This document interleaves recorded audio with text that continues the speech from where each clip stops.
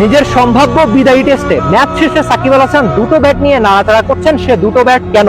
গল্পের পেছনে থাকে গল্প, ঘটনার পেছনে থাকে ঘটনা। সেই পুরো গল্পটাই আপনাদের জানাবো। এই দুটো ব্যাট আদতে কার? একটা ব্যাট বিরাট কোহলির, আরেকটা ব্যাট ঋষভ পান্টের। ম্যাচ শেষে যখন পুরো দলের ক্রিকেটাররা একসাথে হয়, সবার নজর একটু ভিন্নভাবে বিরাট কোহলির দিকে যায়। তিনি নিজে সাকিব আল হাসানকে ব্যাট দিয়েছেন, সেটাও আবার উপহার হিসেবে। আর ভারতীয় উইকেট কিপার ব্যাটার যার নামে অসংখ্য রেকর্ড, যিনি একটা কামব্যাকে টেস্ট করে ম্যাচে ফিরেছিলেন চেন্নাইয়ে, সেই ভারতীয় ক্রিকেটের আরেক বড় মুখ ঋষভ পান্ট নিজেও সাকিব আল হাসানকে দারুণ একটা ব্যাট উপহার দিয়েছেন। পরে অবশ্য দুটো ব্যাট খুব কাছাকাছি গিয়ে দেখেছিলাম যে কেমন ব্যাট, দারুণ সব ব্যাট।